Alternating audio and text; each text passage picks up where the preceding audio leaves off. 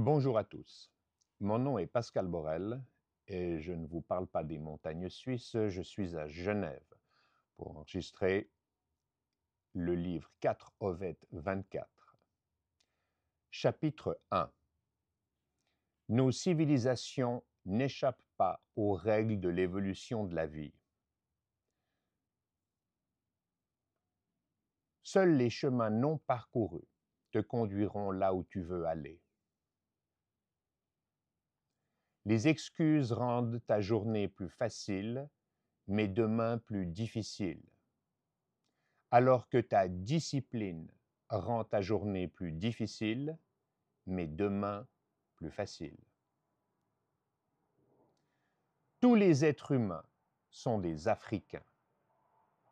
Que tu sois asiatique, que tu sois américain du Sud comme du Nord, que tu sois européen, que tu sois australien, tous les membres de ton espèce, l'Homo sapiens sapiens, ont la même origine, le rift africain. Nous partageons tous les mêmes 2 jambes, les mêmes 10 doigts, les mêmes structures cérébrales. Nous maîtrisons tous le langage. Nous nous reproduisons tous de la même façon. Tu as conquis tous les continents, tous les environnements. Tu es passé du dernier des charognards, entre guillemets, au top prédateur de la planète en moins de 300 000 ans, ce qui est, à l'échelle de l'évolution des espèces, une prouesse sans équivalent. Tu es donc le champion toute catégorie de l'adaptation. Tes aptitudes et ton comportement se modifient et se modèlent en fonction du milieu. Tu n'es ni bon ni mauvais. Tu t'adaptes à ton environnement pour en tirer le meilleur parti, que ce soit ton environnement naturel, familial, religieux, constitutionnel, politique, légal ou financier. Pour la première fois dans l'histoire de l'évolution de la vie sur Terre, une espèce est capable de modifier, puis de créer un environnement nouveau, plus adapté à ce qui lui est nécessaire pour s'épanouir. Cependant, ce nouvel environnement humain, qu'il soit familial, religieux, constitutionnel, politique, légal, financier ou autre, n'échappe pas à certaines règles simples de l'évolution. La première et la plus simple de ces règles est la suivante. La nature n'aime pas le vide.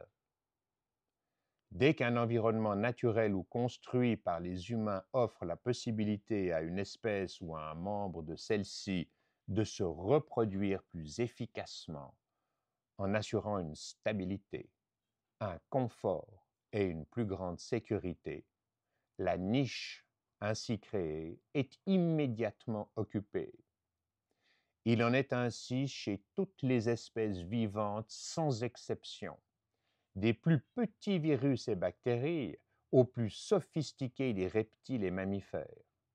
De même, la règle s'applique au règne des fongiques, les champignons, ainsi qu'au règne végétal. C'est une règle universelle, indispensable au succès de la vie sur notre planète.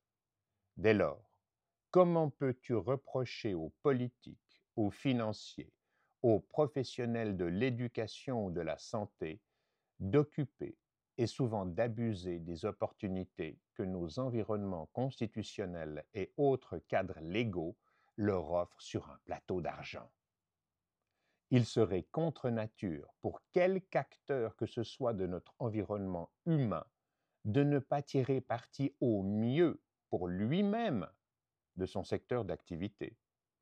Ce serait une faute au niveau de la réalisation de la valeur biologique de l'individu ou de quelque organisme vivant d'arrêter de se battre et de défendre sa qualité de vie pour la partager avec d'autres moins fortunés. Aucun membre des communautés humaines ne peut se permettre de laisser vacante une niche, qu'elle soit écologique, religieuse, politique, financière, légale, médicale ou tout autre, car elle serait immédiatement occupée par sa compétition. En tant que championne de l'adaptation, l'espèce humaine ne fait que s'adapter à son environnement pour en tirer la meilleure chance de s'épanouir.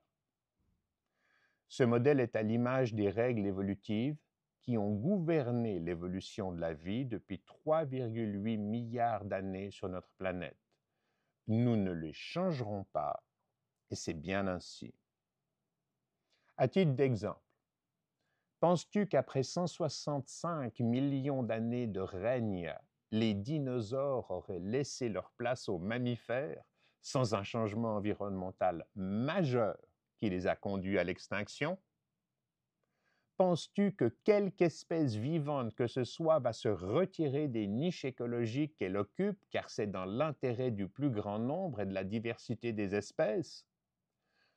Dans la même logique, penses-tu un instant qu'un ou des êtres humains placés dans la position stratégique d'exploiter leur environnement naturel, familial, religieux, constitutionnel, politique, légal, financier ou tout autre pour faire de l'argent et améliorer sa sécurité et son confort, va abandonner sa qualité de vie et ses privilèges pour les partager avec d'autres moins bien placés?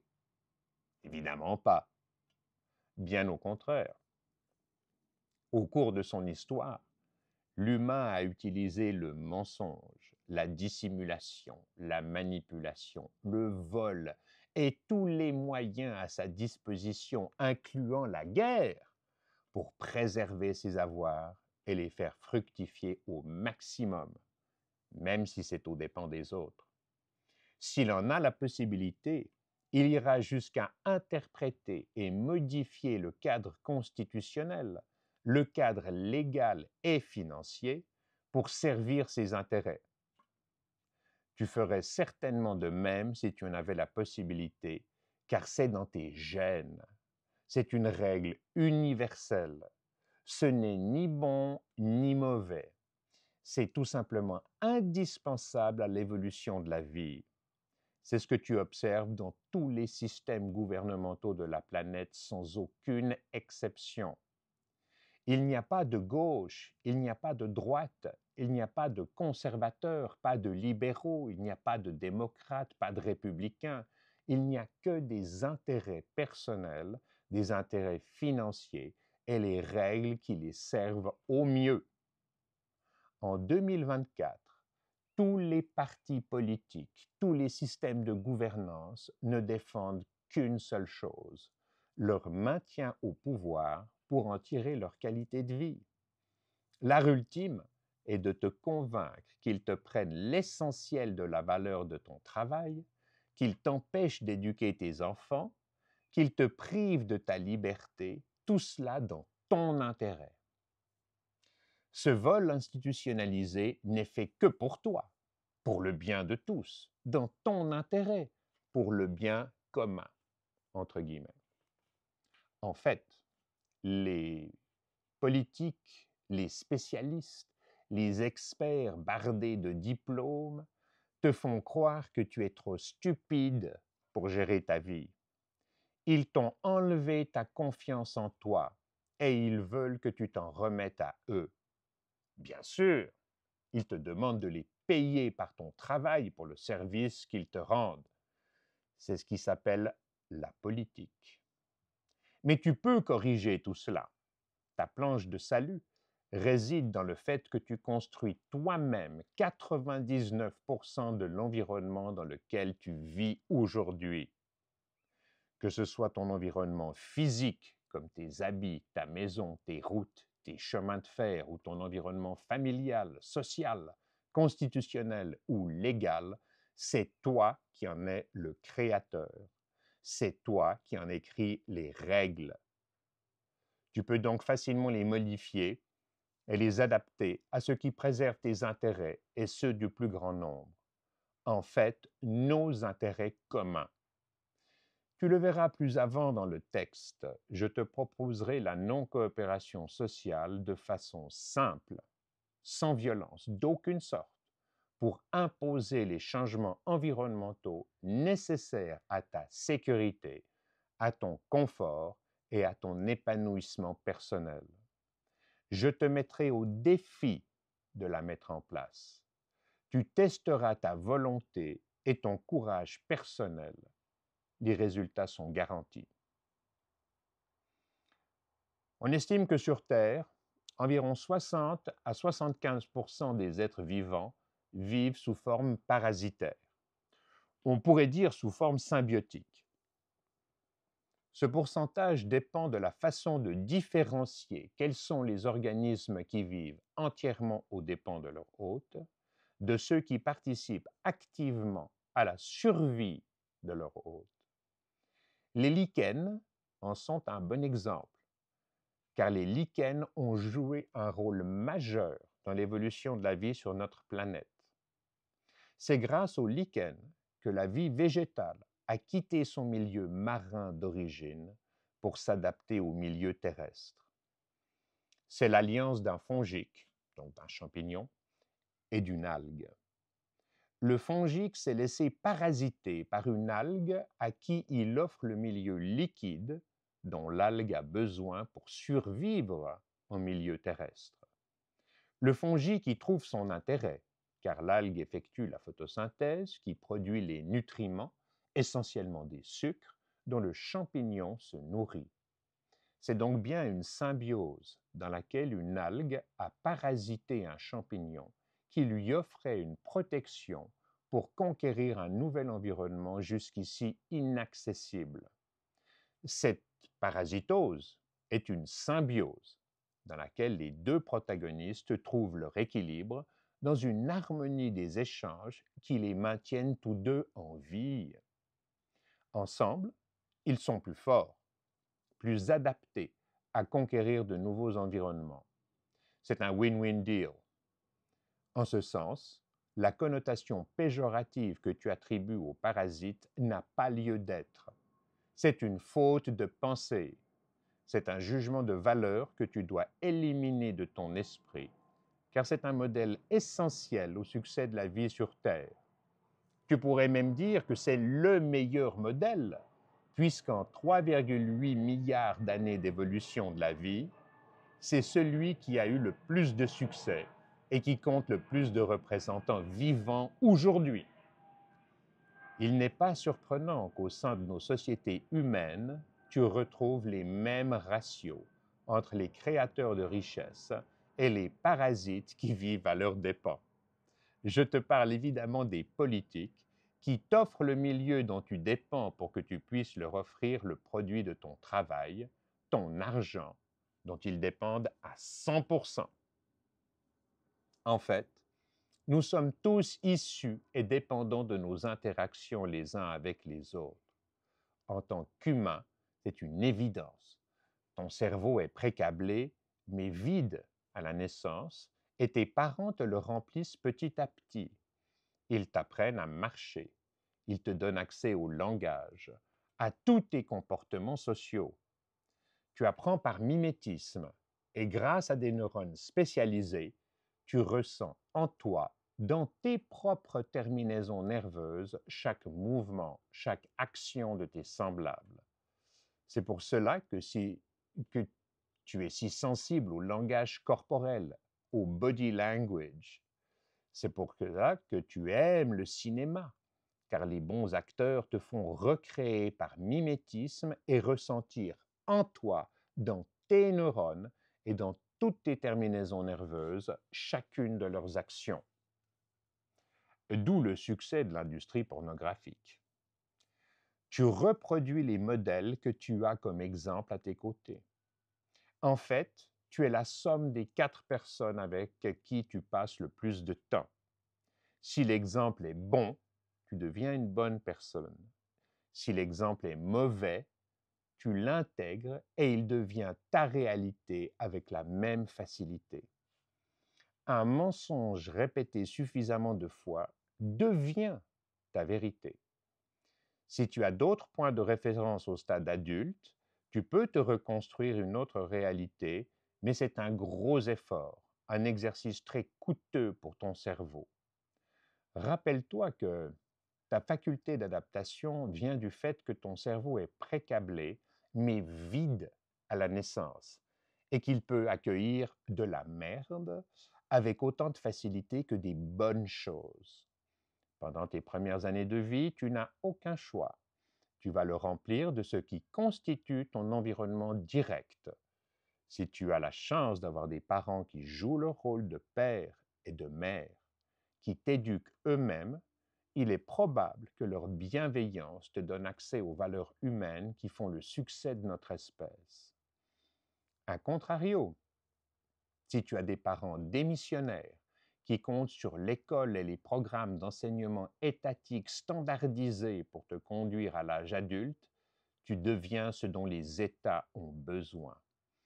Quand c'est le cas, ton cerveau est façonné, rempli et littéralement constitué des mensonges sur lesquels reposent nos économies en 2024. Tu deviens un employé, une machine à fric bien docile qui suit les process, qui vit dans la peur de sortir du chemin qu'ils ont tracé à ta place.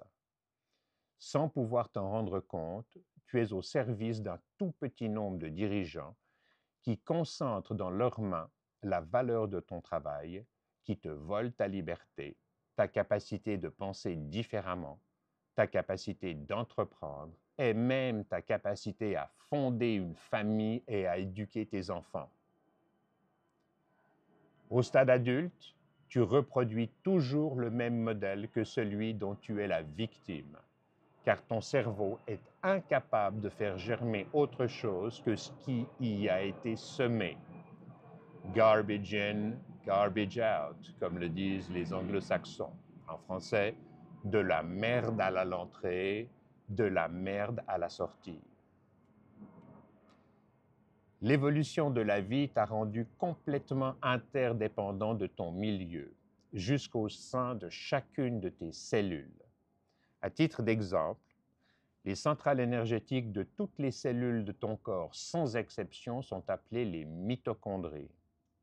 Elles possèdent leur propre code génétique appelé ADN mitochondrial, complètement indépendant de ton code génétique, du tien.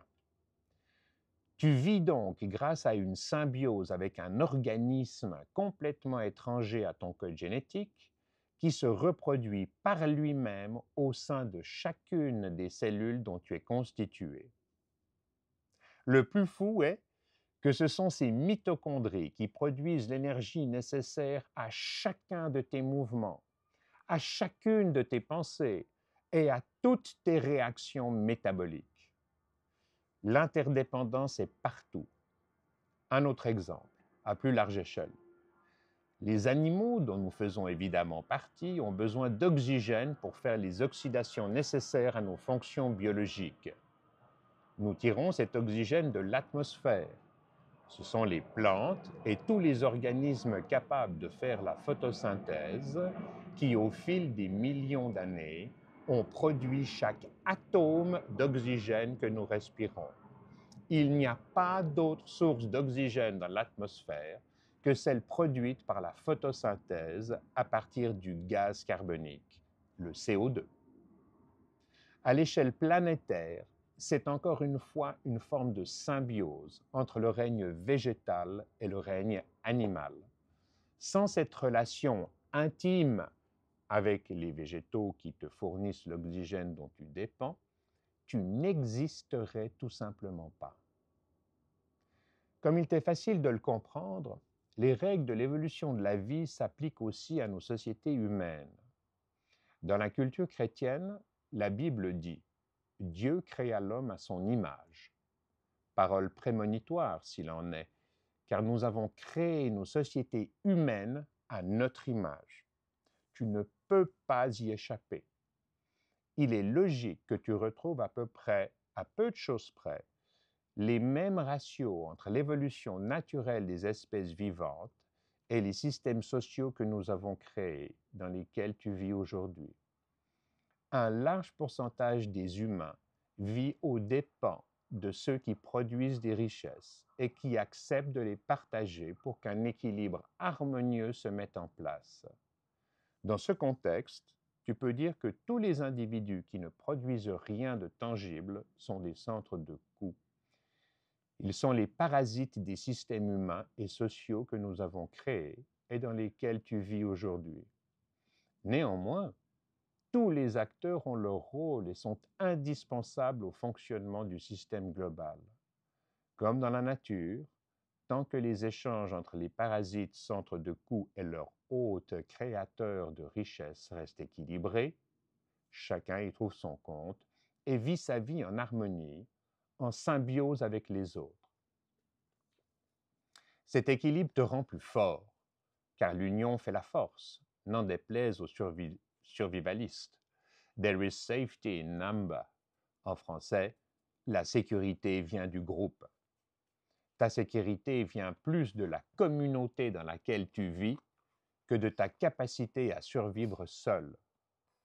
Tant que les échanges sont équilibrés, chacun a son rôle, indispensable au bon fonctionnement du système dans son ensemble, et tout se passe bien. A contrario, si le parasite abuse de son hôte et l'exploite aux fins de mettre sa vie en danger, il prend le risque de se tuer lui-même. Sans son hôte, le parasite meurt et tous deux disparaissent. C'est ce qui se passe dans les démocraties d'aujourd'hui. Les systèmes étatiques et politiques te prennent une part tellement importante de la valeur de ton travail qu'ils mettent en danger l'existence même des systèmes démocratiques. Ce faisant, ils se tirent une balle, non pas dans le pied, mais dans le cœur. Consciemment ou non, ils sont prêts à tuer leur hôte, à savoir les citoyens qui les nourrissent par leur travail, pour continuer à s'offrir la qualité de vie dans laquelle ils s'épanouissent à tes dépens. Tu dois restaurer l'équilibre entre les citoyens créateurs de richesses qui travaillent en produisant des biens et des services utiles à tous et tes alliés indispensables, les dirigeants politiques, garants des règles constitutionnelles et légales qui nous permettent de vivre ensemble dans l'harmonie. La seule façon de rétablir cette harmonie est de proposer une constitution qui met en place les garde-fous nécessaires à empêcher les abus avant même que qui que ce soit ne puisse déséquilibrer l'harmonie des échanges dont nous dépendons tous. C'est très simple à réaliser. Nous le détaillerons dans les prochains chapitres. Communication et langage. La communication est le moteur de l'évolution de la vie sur Terre. Le succès de l'espèce humaine s'est construit sur notre capacité à communiquer par le langage. Ta capacité à parler selon un code linguistique défini et commun à tous les membres de ta communauté a fait de toi et des humains l'espèce collaborative la plus performante de la planète. Cette capacité à communiquer efficacement à travers le système langagier est le moteur du succès de nos civilisations. C'est ce qui te permet de transmettre tes connaissances et tes expériences de vie de génération en génération. La communication est donc le cœur du succès de l'espèce et tu retrouves le même modèle dans tous les à-coups évolutifs qui ont marqué les grandes étapes de l'évolution de la vie sur Terre. La capacité à communiquer est toujours la clé du succès, que ce soit au sein des cellules, au sein des individus ou au sein des communautés. L'union fait la force et l'union n'existe que par la communication. Plus elle est efficace, plus l'union est forte et durable. A contrario, tout ce qui nuit à la communication nuit à l'espèce dans son ensemble. C'est une régression vers un stade moins avancé de son développement. Les pères fondateurs des premières constitutions avaient intuitivement bien compris ce mécanisme. C'est pourquoi, dans leur grande sagesse, ils t'ont donné la liberté d'expression comme premier amendement ou au minimum comme base fondamentale des textes qui t'offrent ton environnement humain d'aujourd'hui. Ta devise devrait être « Si je peux y penser, j'ai le droit de le dire ». Si ton cadre légal t'empêche de partager ce que tu penses avec ton fils ou avec ta communauté, il faut changer le cadre légal. Si tu ne peux pas partager ton histoire avec tes semblables, parler de ce qui a bien fonctionné dans ta vie pour que d'autres puissent s'en inspirer, ou au contraire parler de tes erreurs pour permettre de les éviter, tu dois changer le cadre légal. Tu dois remettre les constitutions au service de la communication la plus libre possible comme moteur de ton développement personnel. Pour bien comprendre d'où vient un principe aussi élémentaire, reprenons tout cela depuis l'origine de la vie sur Terre. Tous les grands à-coups évolutifs qui déterminent le succès du vivant sur Terre ont la même origine. La capacité à communiquer, ou si tu préfères à interagir en interne et en externe avec ton environnement. Quand tu y auras réfléchi, tu concluras qu'il s'agit bien de communication. Je ne vais pas te faire un cours de biologie ni un cours de philosophie. Mon but est de faire les liens entre ce qui a déclenché les grands à-coups évolutifs de la vie et les étapes qui ont conduit au succès des civilisations humaines. Remontons donc ensemble le fil du temps. Les premiers organismes vivants capables de se reproduire sont apparus sur notre planète il y a environ 3,8 milliards d'années. C'étaient des unicellulaires qui vivaient dans les océans primitifs, en interaction directe avec leur environnement, pour eux-mêmes, sans communiquer avec les autres cellules qui peuplaient le milieu. La vie est restée à ce stade primitif d'unicellulaire pendant environ 1 milliard d'années. Et c'est il y a environ 3 milliards d'années que nous avons les premières traces de pluricellulaire. Je ne te détaille pas les étapes évolutives qui mènent du passage des cellules prokaryotes aux cellules eukaryotes, dont la particularité est d'avoir un noyau cellulaire qui contient le matériel génétique. Cette transition a lieu il y a environ 1,2 à 2,1 milliards d'années. Mais il reste encore beaucoup à découvrir pour pouvoir décrire et dater précisément comment l'évolution s'est faite. Ce que l'on peut dire, c'est qu'à partir de ce stade, les cellules possèdent un noyau et des organites ou organelles aux fonctions différenciées et bien spécifiques, comme les mitochondries, les ribosomes, les lysosomes, l'appareil de Golgi, entre autres. En interne, la cellule est capable de faire cohabiter les différents éléments dont on est composé pour assurer les processus métaboliques nécessaires à sa survie.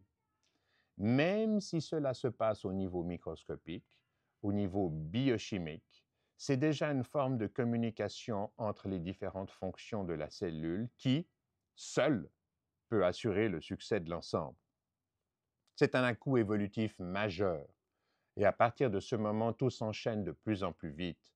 La différenciation des rôles spécifiques des organelles au sein des cellules est un tel avantage compétitif que celle-ci s'impose comme le modèle le plus adapté à faire évoluer le vivant.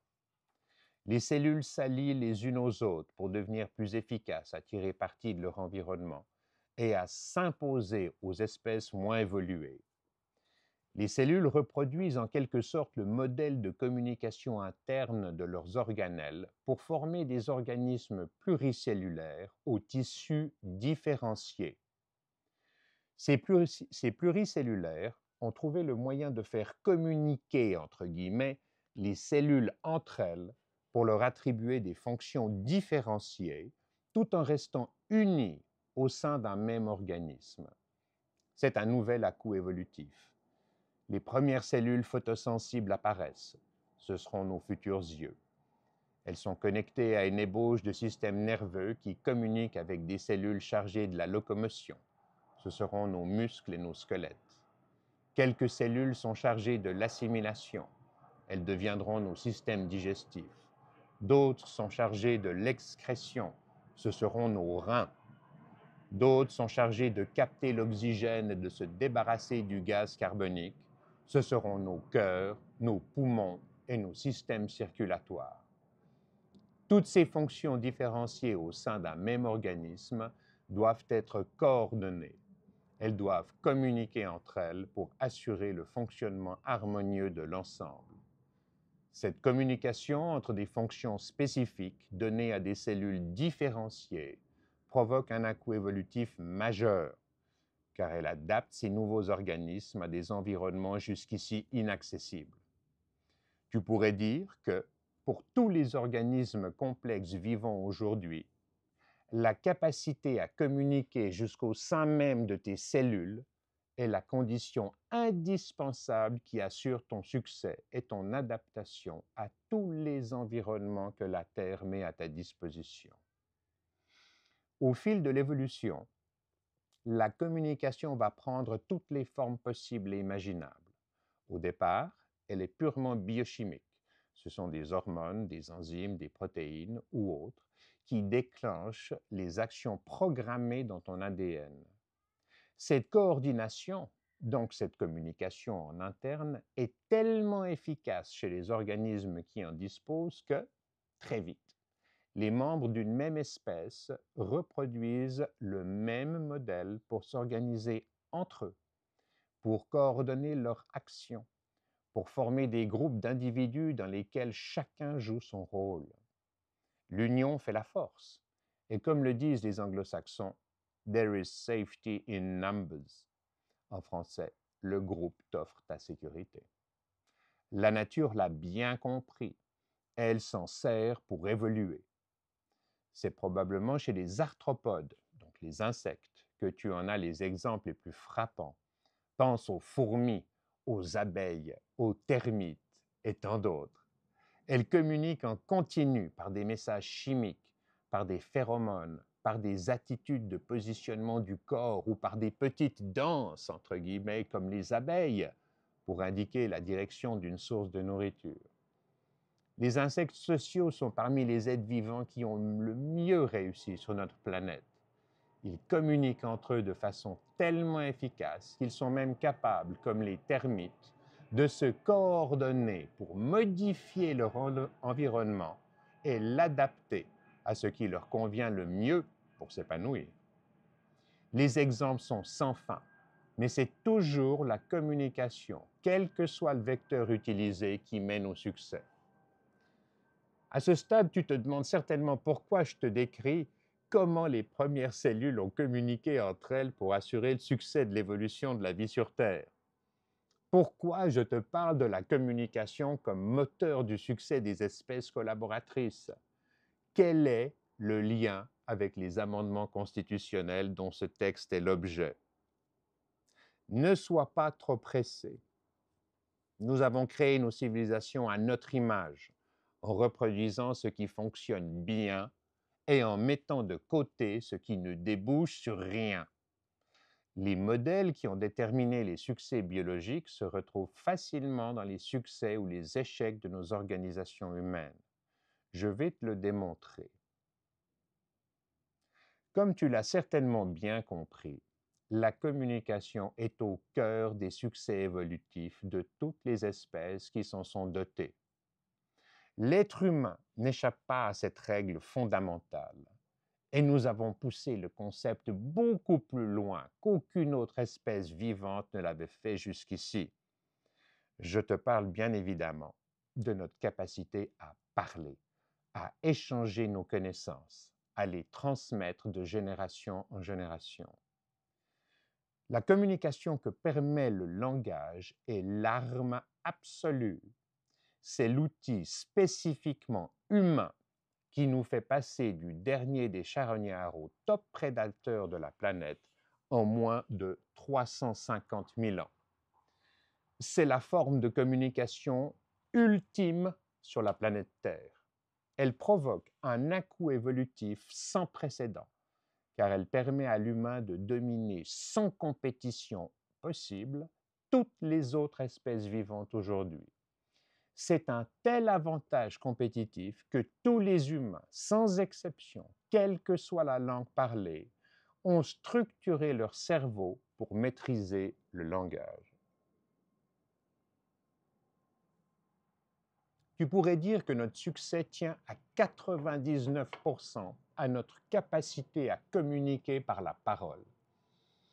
L'apparition du langage et de ce qu'il implique au niveau neurophysiologique a pris du temps, car la finalité n'existe pas dans la nature. L'évolution n'a pas de plan préétabli pour arriver à un objectif défini. Elle procède par essais successifs, elle conserve ce qui fonctionne et élimine, ou plutôt laisse mourir, ce qui ne présente pas d'intérêt. L'Homo sapiens a pris un risque évolutif majeur pour développer sa capacité à parler, car si cela n'avait pas fonctionné, d'autres souches humanoïdes plus performantes auraient pris sa place. Une de ces adaptations, cette fois physique, a été notre capacité à produire des sons différenciés comme les voyelles A, E, I, O, U, qui seront utilisés pour produire les phonèmes dont le langage est composé.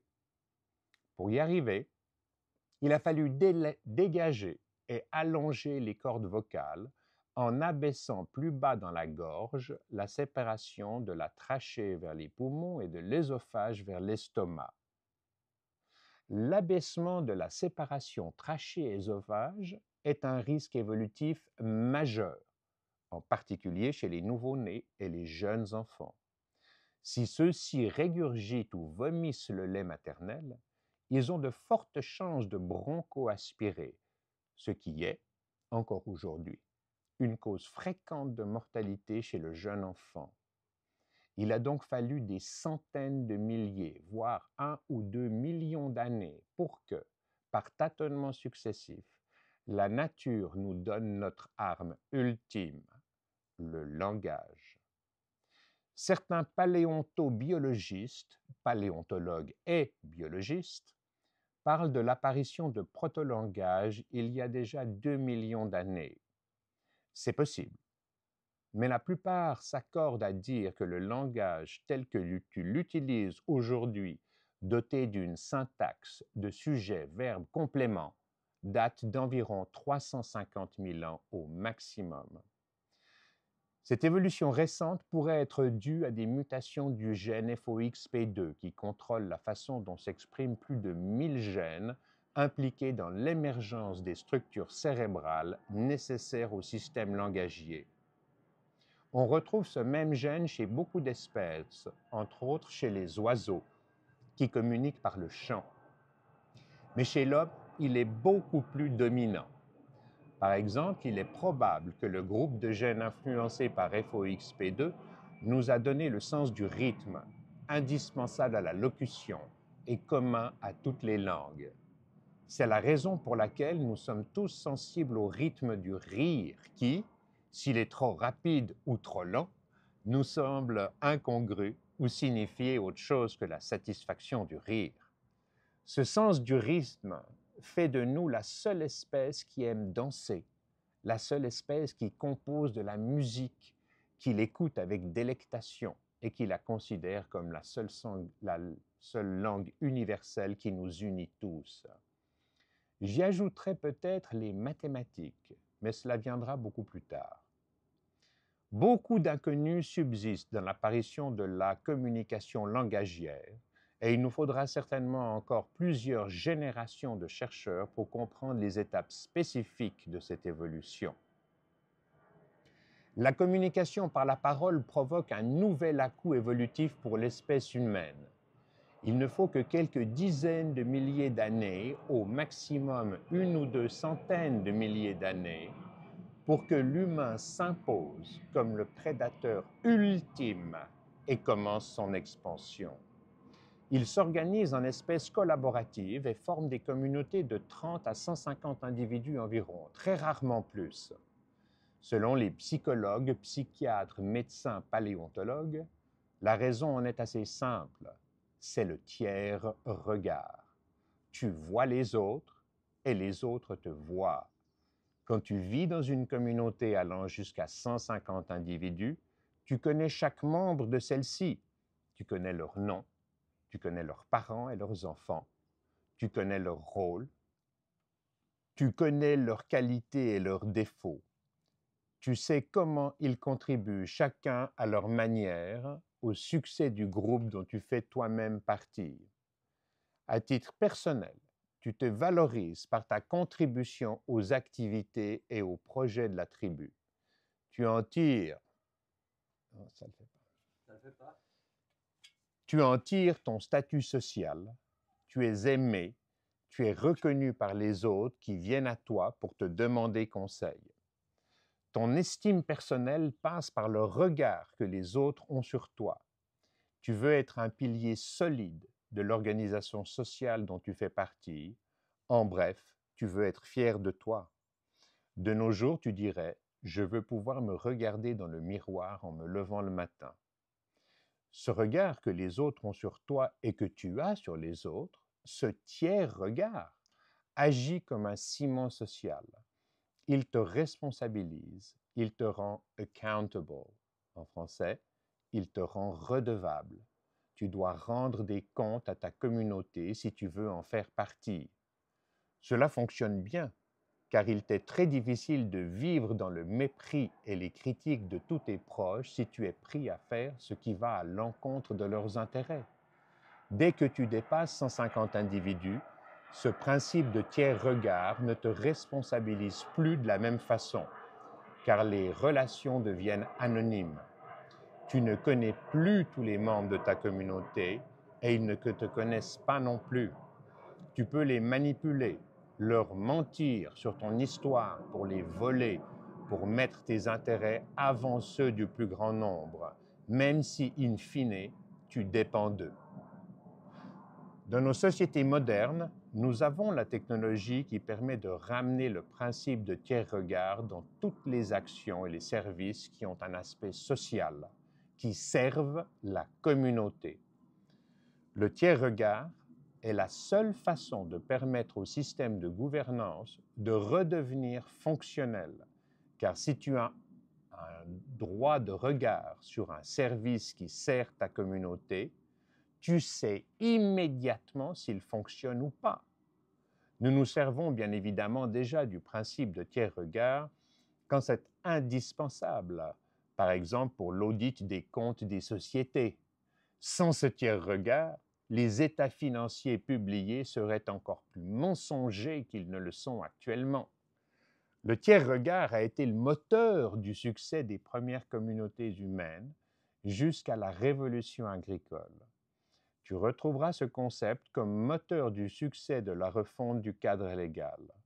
Je t'en parle en particulier dans le chapitre 9, cadre légal. La coût évolutive que représente la communication par le langage est le moteur des deux vagues d'expansion humaine il y a environ 80 et 40 000 ans, avant le présent. Partant du rift africain, nous nous établissons sur tous les continents. Nous nous imposons à toutes les espèces animales. Il est même probable que nous soyons responsables de l'extinction de plusieurs d'entre elles, entre autres les mammouths, les rhinocéros laineux ou les smilodons, communément appelés tigres à dents de sabre. Au cours de cette expansion, l'Homo sapiens va rencontrer d'autres espèces humanoïdes comme les Néandertaliens ou les Denisoviens. Ceux-ci avaient déjà la capacité de communiquer entre eux, mais pas avec la même efficacité que nous. Ils avaient déjà des cerveaux développés, mais ils n'ont pas pris le risque évolutif de développer la communication par le langage comme nous l'avons fait. On retrouve jusqu'à 2% de leurs gènes dans notre ADN, ce qui tendrait à démontrer que nous nous sommes parfois entendus avec eux, mais nous avons pris leur place en quelques siècles seulement. La supériorité des groupes que nous formions les a conduits à l'extinction. Et pose-toi la question, qu'est-ce qui fait la force du groupe? C'est l'organisation sociale de ses membres rendue possible par une communication efficace. C'est toujours le même moteur. C'est ce qui pèse le plus sur chaque étape de notre évolution. Notre sécurité et notre supériorité viennent du groupe, n'en déplaise aux survivalistes, et le groupe n'existe que par la communication. Mais il manque quelque chose pour donner sa pleine mesure aux capacités humaines et permettre l'éclosion des civilisations actuelles. Comme tu peux t'y attendre, ce nouvel à-coup évolutif viendra encore une fois de notre capacité à communiquer. C'est l'apparition de l'écriture entre 7000 et 5500 ans avant le présent. D'abord cunéiforme, puis hiéroglyphique, elle finit par devenir phonétique pour la rendre accessible et facilement utilisable par tous. Les Sumériens l'utilisent d'abord pour compter, pour favoriser les échanges commerciaux. Très vite, elle permet de raconter des histoires et de les transmettre sans les modifier aux prochaines générations. Tous les livres sont d'abord écrits à la main. Ce sont des objets inaccessibles, rares et précieux. De plus, la majorité d'entre nous ne sait pas lire. Il faut plusieurs millénaires pour que l'à-coup évolutif de la communication par l'écriture prenne enfin sa pleine mesure. C'est l'apparition de l'imprimerie, ou plutôt son utilisation à large échelle qui permet de rendre accessible l'ensemble des connaissances humaines, enfin disponibles, entre guillemets, noir sur blanc, dans des livres accessibles à tous et à moindre frais. C'est ce qui permet de créer les écoles et les universités dans leurs formes actuelles. C'est ce qui permet à la majorité des humains de savoir lire, écrire, compter et pour la première fois d'avoir accès aux connaissances cumulées de l'humanité tout entière. Tu as la possibilité de t'instruire, d'avoir accès aux textes des constitutions et des lois qui nous unissent. Merci à la communication, quelle que soit la forme qu'elle ait prise, depuis les premières traces de vie jusqu'aux organisations sociales dans lesquelles nous vivons. Elle est le moteur de tous les à-coups évolutifs qui, par bonds successifs, ont créé nos civilisations, qui font la valeur de ce que tu es aujourd'hui. Tout obstacle à ta capacité de communiquer verbalement ou par écrit, ou même par l'image, sur quelque sujet que ce soit, en fait, tout obstacle à ta liberté d'expression doit être éliminé, car il te prive du principal moteur du succès de l'évolution de la vie sur Terre. Censurer ta pleine liberté d'expression, c'est t'empêcher d'explorer ton esprit, c'est construire des murs jusque dans ton cerveau pour formater ta pensée. C'est t'empêcher de tester tes solutions en les partageant avec tes proches. Si la loi ou la Constitution permettent la censure, elles deviennent tes ennemis, car elles empêchent la communication libre. Elles font obstacle au moteur de tous les à-coups évolutifs qui ont déterminé le succès de la vie sur Terre. Elles stoppent ta capacité à utiliser ce que la nature t'a donné de plus précieux pour continuer ton développement, pour continuer ton évolution naturelle vers le mieux, vers le plus performant, vers le plus adapté, en bref, vers le plus fort. Si la Constitution ou les lois qui te gouvernent te demandent de redevenir faible en t'interdisant d'utiliser ce qui te rend fort, tu dois repenser les règles, les remettre au service de ce que tu veux être aujourd'hui et demain. Pour cela, les règles qui te limitent doivent mourir pour que les règles qui te libèrent dans tout ton potentiel puissent naître. C'est ce que nous allons faire ensemble, toi et moi. La raison pour laquelle la communication par le langage t'a tellement fait évoluer est qu'elle a imposé à ton cerveau un mode de fonctionnement nouveau et unique dans l'évolution des espèces. Ta pensée s'est structurée sur le langage. Quel que soit le sujet, dès que tu y penses, tu utilises les mots du langage qui contiennent les concepts symboliques nécessaires à recréer une réalité qui n'existe que dans ton cerveau. En d'autres termes, sur la base des mots, tu recrées dans ton cerveau une réalité symbolique qui te permet de structurer ta pensée et de la communiquer. Tu n'es plus le fruit d'un contact direct avec ton environnement. Tu recrées celui-ci en utilisant le système langagier qui s'intercale comme un filtre entre la réalité concrète et ta perception de celle-ci. Tout ce que tu vois, tout ce que tu fais passe par le filtre langagier qui te force à abstraire la réalité concrète pour la reproduire dans ton cerveau. C'est la raison pour laquelle chaque individu a sa propre réalité, même quand les circonstances extérieures sont identiques. Tu ne réagis plus au monde ni aux événements qui t'entourent en direct, comme le fait un chien ou un chat ou tout autre animal en dehors de l'humain.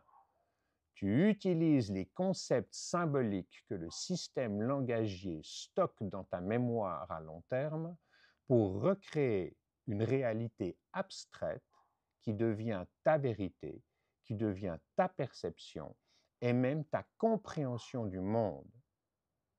Sans en comprendre les bases neurophysiologiques ni langagières, les philosophes de Chine, d'Inde, de Grèce et plus récemment les stoïciens romains avaient tous bien observé et compris ce mode de fonctionnement. Ils disent par exemple que tu n'es pas la somme des événements qui t'entourent, tu es ce que tu en fais. Ou ce n'est pas ce qui t'arrive qui définit la personne que tu es, c'est la façon dont tu y réagis. Ou c'est ce que tu fais de ton histoire qui construit la personne que tu choisis d'être. Cela illustre bien ton mode de fonctionnement. La symbolique langagière te permet, ou plutôt t'oblige, à te distancier de la réalité concrète et à la reconstruire entièrement dans ton cerveau. C'est un phénomène émergent qui a pris son autonomie du support biologique dont il est issu. C'est ce qui crée ta conscience. C'est ce que tu perçois comme ta conscience. C'est ce qui te permet de choisir en toutes circonstances l'homme que tu décides d'être. Ce mode de fonctionnement de ton esprit engendre des contraintes qui ont leurs avantages et leurs défauts. L'avantage principal est que si le langage te force à abstraire la réalité concrète, il te donne la possibilité d'abstraire n'importe quel concept. Tu peux faire des mathématiques qui ne sont rien d'autre qu'une abstraction dans ton esprit des règles qui s'appliquent au nombre. Tu utilises cette abstraction pour expliquer le comportement des particules ou des galaxies ou de tout autre phénomène. C'est ce qui te permet de comprendre les lois qui gouvernent l'univers. Cette possibilité d'abstraire la réalité concrète permet la naissance de l'art. Tu peins un tableau, tu composes de la musique, tu construis une cathédrale. C'est aussi ce qui te permet de donner une finalité à tes actions. Quel que soit le domaine, tu anticipes le résultat de ce que tu souhaites faire ou de ce que tu souhaites comprendre ou apprendre et tu traces le chemin qui t'y conduit. Le système langagier, en fait, les mots, te permettent de construire une abstraction de chaque étape concrète de ta vie et d'anticiper le chemin qui te mènera à ton objectif final. En dehors de l'humain, aucun animal n'est capable de ce niveau d'abstraction et encore moins de donner une finalité à ses actions et à son existence. La biologie a précablé ton cerveau pour y accueillir le langage qui permet de te créer une réalité symbolique pour structurer ta pensée et la communiquer avec tes semblables. Dès ta naissance, tu as en toi la motivation est le besoin physiologique de parler, car ta perception du réel passe par la symbolisation que les mots te permettent. Tu ne peux pas y échapper.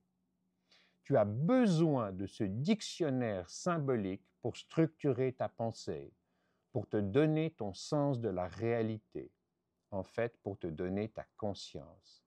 C'est un besoin physiologique. Toute tentative de limiter ta capacité à utiliser le langage pour te créer ta propre pensée, ta perception unique de ton environnement, va contre ta nature biologique. Cela te fait du tort physiquement, car c'est casser ce qui est au plus profond de toi. C'est pourtant ce que font les systèmes éducatifs en 2024. C'est ce que font notre cadre légal et notre cadre constitutionnel. On t'impose la pensée unique. On t'impose le politiquement correct. On t'impose un monde qui sert les intérêts du pouvoir, un monde qui sert des intérêts financiers. On t'interdit de penser autrement. C'est ce que tu as l'obligation de mettre dans ton cerveau. C'est ce qui devient ta réalité. C'est à ce niveau que se trouve la fragilité du système langagier qui te permet d'accueillir des concepts qui sont très éloignés de ta réalité environnementale, très éloignés de tes intérêts en tant qu'individu, membre d'une communauté. Comme ton cerveau recrée le monde en permanence sur la base des mots que tu utilises pour le rendre réel, tu peux y mettre n'importe quoi. Si on te dit assez longtemps que le sexe n'existe pas, que les mâles et les femelles n'existent pas, que les femmes peuvent être des hommes et que les hommes peuvent être des femmes, tu finiras par l'accepter comme du bon argent. Même si cela ne correspond à aucune réalité concrète, même si au fond de toi tu penses que ce sont des conneries, tu t'interdiras d'en parler autrement et même d'y penser autrement que ce qui t'est imposé. Tu t'auto-censures, tu te mutiles, tu abandonnes la plus élémentaire logique pour la remplacer par une nouvelle réalité abstraite, entièrement construite dans ton cerveau, qui ne correspond à aucune réalité concrète, mais qui est maintenant devenue ta réalité. L'évolution a précablé ton cerveau pour y accueillir la symbolisation par le langage. Quand tu franchis cette étape, c'est le moment où tu quittes le biologique pour entrer dans le culturel. C'est un pas que tous les humains ont franchi sans exception. C'est un phénomène émergent qui a pris son autonomie du biologique et qui évolue pour lui-même dans le bain culturel qui est le tien. Ce phénomène émergent te fait entrer dans un univers nouveau, un monde que tu crées pratiquement de A à Z. C'est toi qui en définis la finalité, c'est toi qui écris chaque ligne de ton histoire, présente et future, c'est toi qui décides de ce que doit être ton environnement d'aujourd'hui, et c'est toi qui inventes ce qu'il sera demain.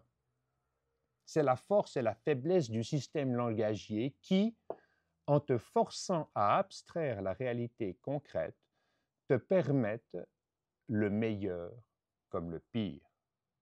Dans ton environnement terrestre, le purement biologique peut te maintenir en vie encore des millions d'années. En revanche, la réalité culturelle que tu crées de toutes pièces peut te mener à l'autodestruction. C'est ce que tu observes partout. Pour se maintenir au pouvoir, nos dirigeants nous divisent. Ils ne nous proposent que des guerres, des conflits entre les nations, mais aussi jusqu'au sein des familles qu'ils ont réussi à diviser. Ils ont convaincu les femmes et les hommes que nous sommes en compétition plutôt que d'être les alliés unis, indispensables à transmettre la vie. Notre autodestruction viendra peut-être des armes atomiques ou biologiques, mais elles ne seront pas la cause. Le réel danger est la réalité culturelle que tu crées de toutes pièces qui peut t'amener à accepter et même à justifier ton autodestruction.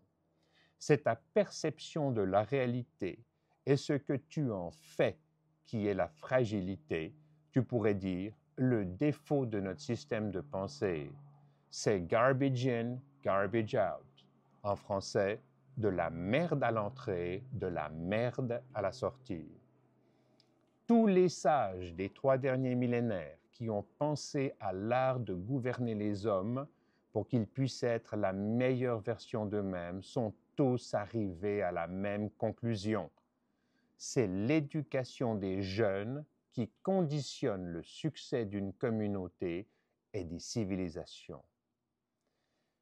Ils n'avaient pas les connaissances de la neurophysiologie et du système langagier, mais l'observation pratique leur a permis de comprendre son fonctionnement et d'anticiper les conséquences dramatiques d'une mauvaise utilisation de celui-ci. Si l'éducation te donne des connaissances plutôt que des voleurs, tu auras une vie misérable.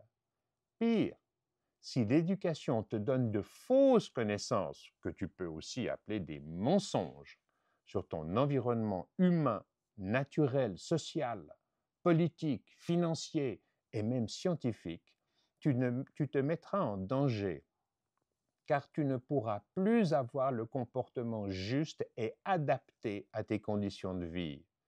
Ton existence sera un mensonge du début à la fin, et tu ne pourras pas prendre les bonnes décisions car elles seront basées sur une réalité qui n'existe que dans ton cerveau.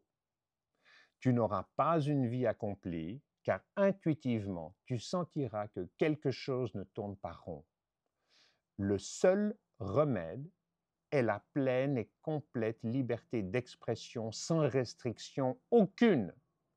Quel que soit le média utilisé, ta liberté de penser puis d'exprimer ta pensée librement est le seul moteur de l'évolution saine du bain culturel dans lequel tu vis. Le langage, puis l'écriture et aujourd'hui l'image sont les fondations de notre capacité à communiquer. Ce sont les fondations d'un univers nouveau dans lequel nous venons d'entrer. C'est un pas de géant vers un phénomène émergent qui a pris sa complète autonomie de son support biologique. Tu viens d'entrer dans le culturel. Si pour des raisons politiques ou financières ou de prise de pouvoir, tu censures, tu empêches les individus de penser et de parler librement, tu introduis un biais culturel qui peut les conduire à créer une réalité pouvant justifier notre autodestruction. Censurer la liberté d'expression, c'est imposer une culture en complète rupture avec le succès de l'espèce humaine, c'est empêcher le moteur de notre évolution de donner la pleine mesure de son potentiel. Nul ne peut prédire où le culturel nous mènera. La seule chose que nous pouvons faire est de lui donner les meilleures chances de succès pour éviter qu'il nous détruise. La règle absolue doit être, si tu peux y penser, tu ne dois pas avoir honte de le dire. Tu as le droit de le dire, tu dois le dire. C'est ton devoir de le partager avec les membres de ta communauté. Aussi choquant que cela puisse te paraître, aussi choquant que ce soit. Ta pleine liberté d'expression est le moteur de ton succès présent et futur. Les religions. L'évolution plus récente de l'espèce humaine passe par une étape fondamentale, celle qui nous donne notre spiritualité, celle qui nous donne notre place dans l'univers, celle qui nous donne nos civilisations actuelles, c'est évidemment la religion. Quels que soient les groupes d'individus concernés, quelle que soit notre culture, quelle que soit notre localisation géographique sur Terre, nous sommes tous passés par là. Nos civilisations sont toutes nées par ce qui s'agrège autour d'une religion. La spiritualité religieuse est le moteur de l'évolution des systèmes de pensée qui gouvernent encore tes actions aujourd'hui ou qui sont censés le faire. Les feuilles de route des fondateurs des religions, prophètes, gourous, philosophes ou chefs d'État, se structure toujours autour de ton besoin inné de t'entendre avec les autres pour construire ta famille, ta communauté et plus globalement ta culture et ta nation. Cela peut te paraître simpliste, mais quelles que soient les philosophies ou les doctrines religieuses, elles ont toujours le même but: t'offrir une feuille de route qui te guidera dans ta compréhension du monde, dans ta compréhension de toi-même et qui harmonise tes relations avec les autres pour assurer le succès de ton espèce. Les religions servent encore de fondation morale, de guide indispensable pour la majorité des êtres humains de la planète. Suivant l'interprétation faite des textes religieux, les hommes ont fait la paix ou la guerre. Mais une chose est sûre, les religions sont l'étape universelle vers les civilisations d'aujourd'hui. Même si dans leur intention première, les religions sont faites pour harmoniser ta relation avec toi-même, avec les autres et avec la nature, les règles de l'évolution de la vie sur Terre s'appliquent. Il suffit d'un siècle ou deux pour que les héritiers des ordres religieux utilisent les niches créées par ce nouvel environnement comme moteur de pouvoir pour eux-mêmes aux dépens des autres. Que ce soit les règles religieuses, les règles légales ou constitutionnelles, leurs textes ne sont jamais parfaits et ils doivent évoluer afin de contrer ceux qui les interprètent à leur avantage pour centraliser le pouvoir et les richesses dans les mains d'un petit nombre d'individus. De nos jours, les valeurs religieuses qui nous unissent sont devenues les ennemis des États, car elles font obstacle à leur pouvoir. Je parle des valeurs familiales, de l'amour, du respect des autres, du partage avec les plus démunis, de tout ce que nous enseignent les textes, que ce soit l'hindouisme, l'islam, le confucianisme, le shintoïsme, la chrétienté, le judaïsme et tant d'autres. Ce sont ces valeurs religieuses à caractère philosophique qui nous ont unis en communauté, qui ont fait des humains l'espèce collaborative la plus performante de l'histoire de l'évolution de la vie. En fait, qui ont fait le succès de notre espèce et de nos civilisations. Elles sont les piliers de nos cultures, et même si tu ne t'en rends pas compte, elles resteront pendant longtemps encore les fondations de ta pensée. Cette spiritualité religieuse qui unit les individus en communauté est devenue l'ennemi de la centralisation du pouvoir, car celui-ci a besoin de diviser pour mieux régner, pour mieux te contrôler, pour mieux te voler. Il doit mettre l'individualisme au centre de l'équation, pour que tu ne t'entendes pas avec les autres, pour qu'il n'y ait que ton intérêt égoïste au centre de toutes tes préoccupations. Tous les systèmes centralisateurs ont ce même but, qu'ils soient démocratiques ou dictatoriaux. À titre d'exemple, la Révolution française a remplacé le Père, le Fils et le Saint-Esprit par liberté, fraternité, patrie. D'après toi, à qui profite ce crime? Tu connais bien évidemment la réponse. Nous en reparlerons plus avant dans les prochains chapitres. Ce qui est vrai des religions l'est aussi des cadres constitutionnels et légaux. Il est donc indispensable de faire évoluer ceux-ci non pas vers une complexité ingérable, mais en y mettant les garde-fous qui empêchent un petit nombre d'individus de les utiliser pour prendre un pouvoir qui te privera petit à petit de tes libertés. Tout pouvoir doit avoir quelque chose à craindre. Si les détenteurs du pouvoir ont les mains libres, s'ils ne craignent pas les garde-fous constitutionnels, s'ils ne craignent pas les sanctions dont ils seront victimes en cas d'abus, s'ils peuvent échapper à tout œil critique en se servant d'une immunité qu'ils se sont auto-accordée, ils t'imposeront une dictature en quelques décennies. Comment veux-tu que le peuple puisse exercer son rôle de souverain si les politiques ne le craignent pas? Comment le peuple peut-il exercer son pouvoir sur les fonctions administratives de l'État s'il ne dispose pas des outils constitutionnels et légaux pour le faire. La solution tient dans une refonte des constitutions, dans la mise en place des outils à disposition des citoyens pour exercer leur souveraineté sur les organismes dirigeants. Nous devons réécrire les règles constitutionnelles qui servent les valeurs communes de tous les êtres humains. Nous devons rendre caduques et éliminer les lois qui divisent en permettant à un petit groupe de se donner le pouvoir aux dépens de l'écrasante majorité. Nous avons besoin de l'État et des politiques, mais dans leur rôle, au service de la sagesse populaire, au service du bon sens terrien qui doit être au centre de l'équation en tout temps.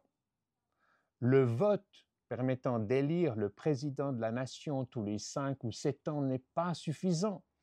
Il faut redéfinir les mandats de nos représentants politiques, limiter l'étendue de leur pouvoir à la volonté populaire, définir leur budget, limiter leur interventionnisme dans les domaines de l'éducation, de la santé, de la presse, de l'énergie, des transports, de la guerre, sans même parler de la valeur des monnaies.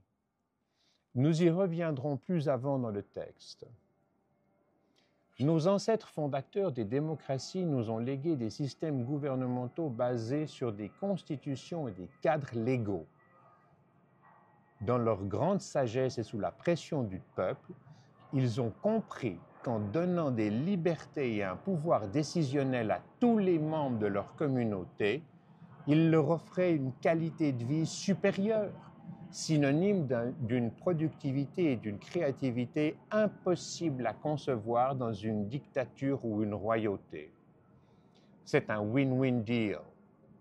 En revanche, les systèmes qui centralisent le pouvoir et la valeur du travail des citoyens dans les mains d'un petit nombre de privilégiés, qu'ils soient rois, dictateurs, présidents, premiers ministres ou big tech, ne peuvent en aucun cas offrir l'environnement idéal au développement harmonieux d'une communauté humaine. C'est un win-lose deal. D'un côté, tu as ceux qui ont le pouvoir en interprétant à leur avantage les constitutions et les cadres légaux. Ils centralisent et détiennent le capital, les richesses et la qualité de vie qui va avec. De l'autre, tu as les citoyens esclaves qui n'ont droit qu'à quelques miettes du festin dont se gavent les premiers. Cela peut te paraître injuste, amoral, voire non éthique, mais en fait c'est normal. Ce sont les lois de l'évolution du vivant qui priment. Quand ton environnement te le permet, tu fais tout ce qui est en ton pouvoir pour en tirer le meilleur parti. Il n'y a aucune honte à cela. Tu ne fais qu'exprimer ce pourquoi la nature t'a programmé et optimisé. C'est bien ainsi. En résumé, l'humain est le champion de l'adaptation, mais il garde intactes en lui les règles fondamentales de l'évolution de la vie. Il crée l'environnement qui lui est propice pour transmettre la vie, pour éduquer les générations futures, échanger des connaissances, des biens et des services. Si cet environnement le lui permet, il en tirera parti au maximum pour lui-même au détriment des autres. Ce n'est ni bon ni mauvais, c'est normal.